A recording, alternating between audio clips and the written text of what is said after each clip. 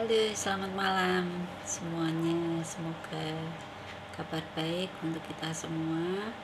Saya juga mau berbagi pengalaman karena banyak teman-teman yang saling konsultasi dengan saya bagaimana kehidupan rumah tangga kok adem ayem walaupun banyak kehidupan rumah tangga pasti banyak kerikil-kerikil dan lain-lain.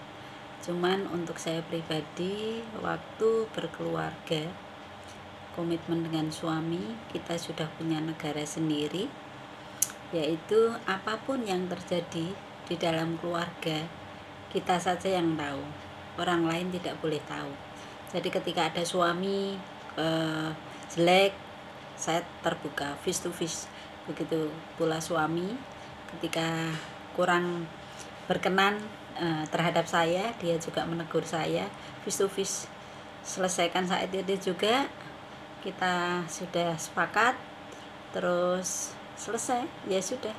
Daripada kita cerita dengan orang lain tetapi yang bersangkutan tidak mengerti, mendingan kita langsung kepada suami. Kita punya negara sendiri, jadi peraturan di rumah tangga kita adalah kita sendiri.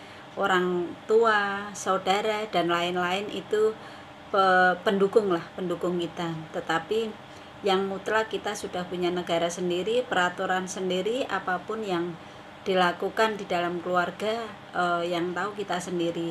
Terutama untuk masing-masing orang pasti punya kejelekan, juga punya kebaikan.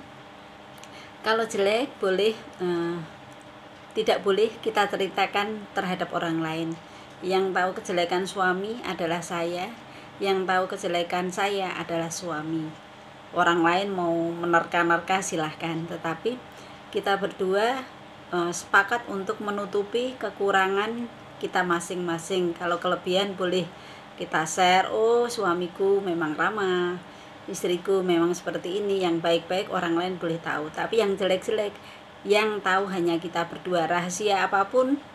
Terus seperti pernah sebelum pernikahan itu kami juga mendapatkan pelajaran, yaitu mengenai rezeki. Ketika suatu saat rezeki itu pasang surut ya, suatu saat ketika suami ternyata lebih besar atau istri lebih besar, itu dalam satu rumah, ibaratnya di dalam satu rumah ada 2 keran air yang dialiri pump. Kalau satu kita buka, yang satu kita tutup, pasti airnya kemucur deras ya. Tetapi kalau dua-duanya kita buka, dua-duanya juga agak berkurang. Begitu pula rezeki kita yang sudah menjadi suami istri, itu rezekinya juga satu. Bukan hanya jiwa kita yang satu, tetapi rezeki kita juga satu. Contohnya, suatu saat saya sebagai istri, income saya kurang, tetapi suami kita itu lebih besar. Itu bukan rezeki suami, tetapi rezeki kami berdua.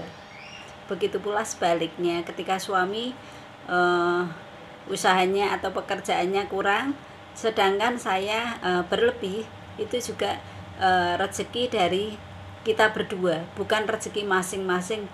Kadang banyak orang yang salah kaprah ya, rezekiku oke, dewe opo-opo aku. Soalnya seorang istri yang bekerja kebetulan sukses, suaminya mungkin baru PHK, jadi dia merasa rezekinya itu rezeki saya. Sebenarnya bukan seperti itu. Itu pengalaman pribadi, dan saya sebelum nikah itu dapat pelajaran pranikah, itu dapat pengalaman juga dari Romo di Bogor waktu itu. Kalau sudah menikah, kita satu jiwa, satu raga, juga satu berkat dari Tuhan, yaitu terutama untuk rezeki. Jadi ketika rezeki salah satunya besar, itu bukan rezeki dari pribadi, tapi rezeki dari keduanya. Jadi tidak boleh ada seorang istri yang kebetulan rezekinya banyak, opo-opo aku, bojoku ra ini, ra itu nih. Saya kurang sepaham. Juga begitu pula ketika ada suami, istrinya hanya di rumah ngopeni anak dan lain-lain, suaminya punya rezeki banyak, terus akhirnya dia merasa rezekinya punya dia sendiri, terus semena-mena terhadap istri. Saya juga tidak setuju, karena rezeki itu adalah rezeki berdua. Jadi tidak boleh ada rezeki terus dia nyeleweng. Biasanya kan rekosone bareng, tapi ketika sudah sukses, suami rata-rata sih suaminya menyeleweng. Nyon sewu, kalau bisa jangan seperti itu, karena rezeki adalah rezeki berdua. Itu untuk pengalaman rumah tangga kami ya, sampai akhir hayat. Ibaratnya yang tahu kejelekan suami adalah saya, yang tahu kejelekan saya adalah suami, yang lain-lain itu hanya mungkin menerka-nerka ada apa, kurang apa, ya mereka hanya nek wong Jawa wong ndelok kan ndelok alok, seperti itu. Juga mungkin dalam hal memberi keuangan, kalau kami untuk memberi uang kepada ibu saya atau keluarga saya, yang memberi uang adalah suami. Ini keterbukaan keuangan di dalam keluarga. Begitu pula ketika memberi uang kepada keluarga suami, saya yang memberikannya. Jadi memang kita open tentang keuangan dan lain-lain. Begitu untuk sementara pengalaman yang kami lakukan.